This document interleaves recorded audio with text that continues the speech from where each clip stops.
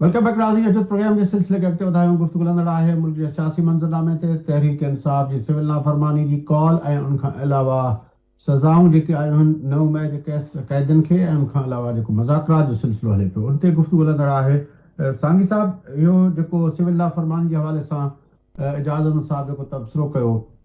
पर ज़ाहिर आहे सिविल लाफरमानी जो जीअं हुन ॿुधायो थी हो, जेकॾहिं रेमिटेंसिस जो मामिलो उनमें का डिस्टर्बेंस थिए थी त ज़ाहिर आहे पोइ पाकिस्तान जे लाइ तमामु वॾो उहो थींदो। ऐं इहो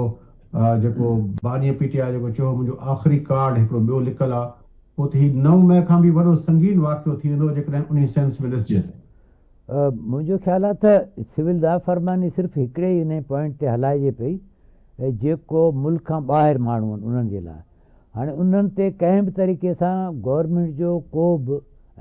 कानून जो को बि उहो न पियो हथु पुॼे, छाकाणि उहे पाकिस्तान में आहिनि कोन। ऐं पाकिस्तान खां ॿाहिरि वेही करे उहे जेको कुझु कनि पिया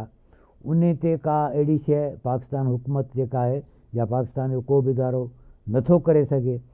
ऐं हिते मुल्क जे अंदरि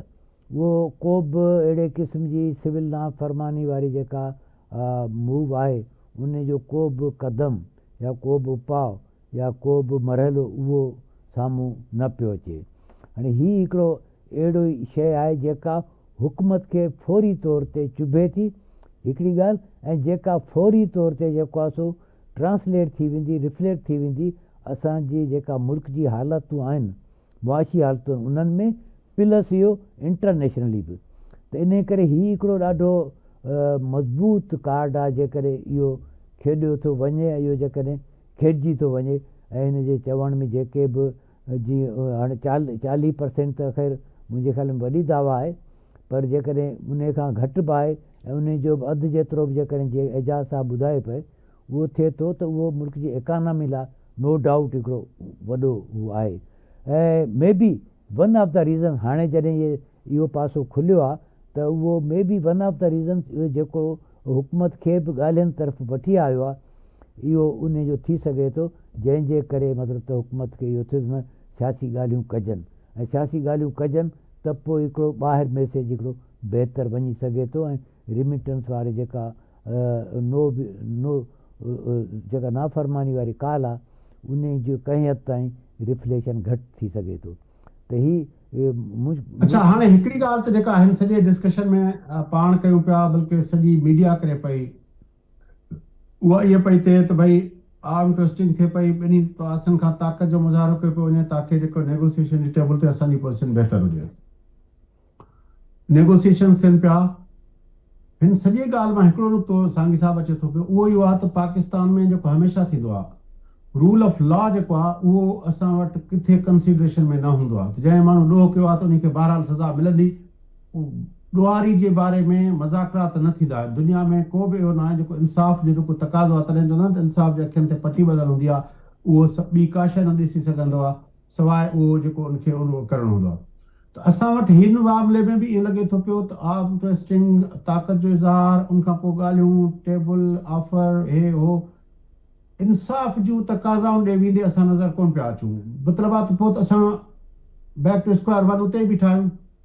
हा, मतिलबु ॾिसो, इन में हिकिड़ी ॻाल्हि जेका मुंहिंजे ख़्याल में लॉ मिनिस्टर कई आहे या ख्वाजा सफ़दर कई आहे, हुननि चयो आहे त भई हीअ जेके इमरान ख़ान जी आज़ादी या 9 मई वारनि जवाबदारनि जी आज़ादी या उन्हनि जी सज़ान बज़ान वारो मामिलो, इहे जेके आहिनि से ॻाल्हियुनि जो पार्ट न थींदा।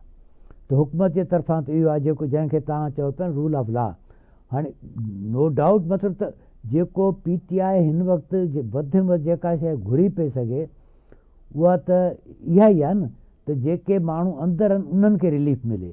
छो त जनरली त इहो ई थींदो आहे न जेको पाण वटि हमेशह सियासी हवाले सां या मज़दूरनि या शागिर्दनि जे हवाले सां थींदियूं आहिनि शयूं, तहरीकूं हलंदियूं आहिनि, पोइ इहो थींदो आहे त भई मुतालबा जेके बि आहिनि फ़िलहालु गिरफ़्तारियूं थी वियूं, पोइ इहो मुतालबो रहियो त भई जे गिरफ़्तार थियणनि खे आज़ादु करियो, ऐं गिरफ़्तार थियण खे आज़ादु कयो त बाक़ी मुतालबा पासीरा थी पिया।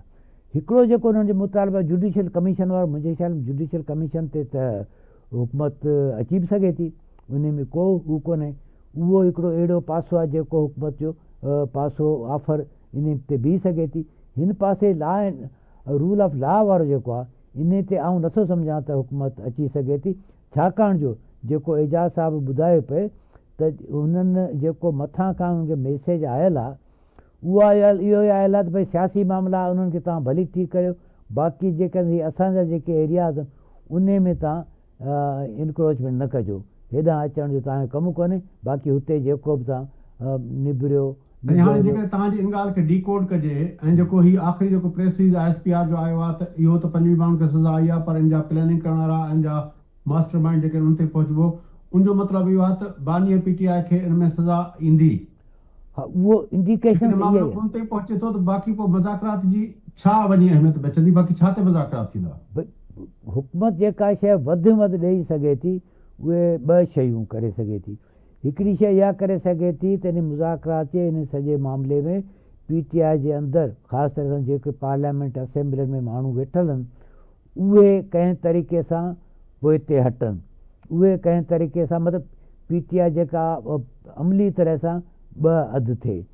त उहो हेॾां अचे ऐं उहो जेको आहे सो अॻिते हली उनखे पोइ फॉरवर्ड ग्रुप या बैकवर्ड ग्रुप जेको बि ठाहिनि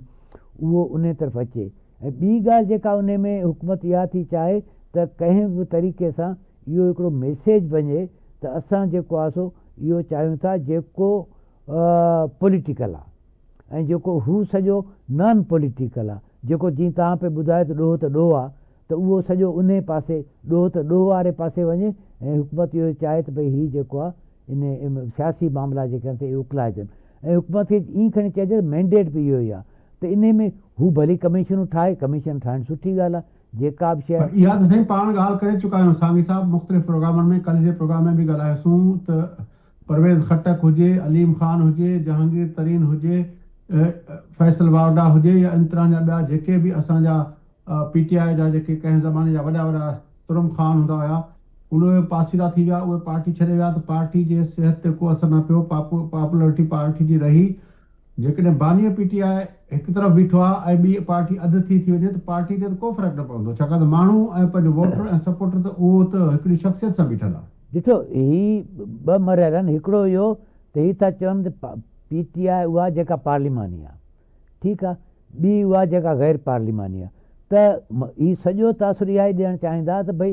पार्लिमानी जेका PTI आहे उहा असां सां गॾु बीहे थी ऐं पोइ बाक़ी ठीकु आहे माण्हुनि में हू जेके बि नुमाइंदा PTI जा असेंबलियुनि में आहिनि उन सां हींअर या पोइ छा थो थिए उहो त पोइ जो किसो आहे। फ़िलहालु त हुकूमत जे लाइ इहो इम्पॉर्टेंट आहे त कंहिं न कंहिं तरीक़े सां उन्हनि जे हिकिड़े पार्ट खे ॻाल्हियुनि में वठी वञे ऐं प्लस इहो त उन्हनि खे इहो चइजे भई हीअ 2 लीका अलॻि आहिनि ऐं जेको तव्हां वारी ॻाल्हि त रूल ऑफ लॉ या जेको मथां खां हुकूमत खे मैंडेट आहे त भई जेको ॾोह आहे ऐं उहे जेके जुरिसडिक्शन आहे उन में जेको आहे सो सियासी हुकूमत या सिविल हुकूमत जेका भी है। एजाज अहमद साहब, आप इसको किस तरह देखते हैं कि अगर ये जिस तरह बात हो रही है, जो आप बार बार कह रहे हैं कि वहाँ से एक वाज़ेह मैसेज आया है कि भाई जिन मामलात में जो हमारे अस्करी तनसीबात पे हमलों के मामलात हैं उस पर कोई बातचीत नहीं होगी, और जो आखिरी प्रेस रिलीज हमने पढ़ा उसमें कहा गया था कि ये बात यहाँ तक रुकेगी नहीं सजाओं की, ये तो वो मास्टरमाइंड की तरफ जाएगी। तो अब इशारा बिल्कुल वाज़ेह है, अगर बात वहां तक जाती है तो फिर मज़ाकरात क्या होंगे, और फिर वो जो सेंटिमेंट है यहाँ पे बानिया PTI की सपोर्ट में, या जो अभी सिविल नाफरमानी है उसका जो ताल्लुक है वो बाहर जो लोग बैठे हुए हैं उनका ताल्लुक तो ज़ाहिर है फर्द वाहिद से है, उनका बाकी पार्टी के रहनुमाओं से तो नहीं है, उनका शाह महमूद कुरैशी से या अपना किसी और से तो नहीं है। अगर ये लोग अगर उसको सजा उसमें आ जाती है फिर तो मामला, फिर मज़ाकरात किस बात के होंगे, फिर इस मामले का रिजॉल्व क्या होगा, क्योंकि वो तो अंदर भी जो लावा पक रहा है वो भी होगा और बाहर जो लोग हैं वो भी उसी तरह एक्टिव रहेंगे, मुतहरिक रहेंगे, ज्यादा जोश में आ जाएंगे। देखिए इसके 3-4 पहलू हैं। एक पहलू तो वो जिसकी जानी आपने इशारा किया, हम पिछले कई रोज से कर रहे हैं, क्योंकि हम इसका गुफ्तगू कर रहे हैं। एक प्रॉब्लम ये है कि एक अदारा जो है, जो आपका नेशनल सिक्योरिटी का जिम्मेदार अदारा है, अगर वो मुद्दई बन गया है किसी एक शख्स के खिलाफ या पार्टी के खिलाफ, अगर इन्होंने हम पर हमला किया, और आज ख्वाजा आसिफ ने अपनी प्रेस कॉन्फ्रेंस में 2 बातें बहुत वाज़ेह तौर पर कही हैं। एक तो उन्होंने कहा है कि जिन लोगों को सजाएं सुनाई गई हैं, गुज़िश्ता रोज जो 25 लोग सुनाए गए हैं, उनकी इलेक्ट्रॉनिक एविडेंस मौजूद है, यानी उनके वीडियो सबूत मौजूद हैं और किसी भी अपील में वो अदालत में पेश कर दिए जाएंगे। एक बात तो ये है। दूसरा ये है कि जो जिस पार्टी पर एक अदारे ने इल्जाम लगाया है कि ये इसने हम पर किया, तो ख्वाजा आसिफ ने उसको तो बड़े सॉफ्ट अल्फाज इस्तेमाल किए हैं कि मुल्क की दिफा जो है ना उसको कॉम्प्रोमाइज नहीं किया जा सकता। 9 मई को जो जो पीटीआई पर इल्जाम है बुनियादी तौर पर दो है ना, कि एक तो उन्होंने मुल्क की दिफा करने वालों को एक्सपोज करने की कोशिश की और ये बताने की कोशिश की कि अगर 5000 आदमी ले आए तो आप कुछ भी कर सकते हैं, क्योंकि अफवाज जो है वो पाकिस्तान की तो खास तौर पर ये हल्फ उठाती हैं कि वो अपने लोगों पर जो है वो गोली नहीं चलाएंगे, और यही एक सबसे बड़ा बैरियर भी होता है उनके लिए, जिसकी वजह से पीटीआई ने ये सवाल करना भी शुरू किया था कि गोली क्यों नहीं चलाई, वो जो 9 मई के हवाले से, ठीक है ना, और अब वो कहते हैं कि गोली क्यों चलाई। तो ये कॉन्ट्राडिक्शन पीटीआई के अंदर मौजूद है। दूसरा ये कि अब तो बहुत वाज़ेह होकर ये बात सामने आ गई है कि 9 मई जो है वो खाली एहतजाज नहीं था,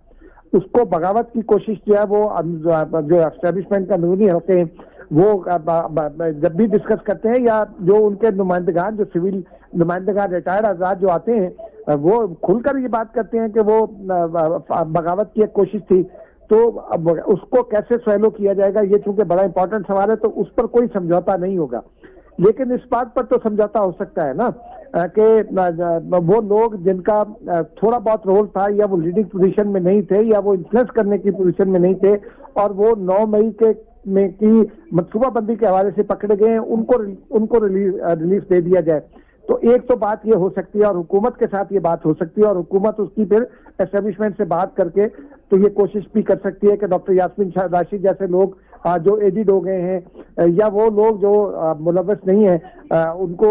पूरी तरह मतलब वो मंसूबा साज नहीं है। तो मामला बानी पीटीआई का है ना सर, बाकी लोगों को आप जिधर इधर कर दें उधर कर दें, उसका मसला तो वो नहीं है, क्योंकि लोग जो है वो जो सपोर्टर है, जो वोटर है, जो एजिटेटर है, वो तो बानी पीटीआई से जुड़ा हुआ, या डायस्पोरा के लोग अगर हैं उनका ताल्लुक यास्मीन राशिद से या अपना असद कैसर से या किसी और से तो नहीं है, वो तो सब के सब जो है वो एक ही शख्सियत के दाई हैं।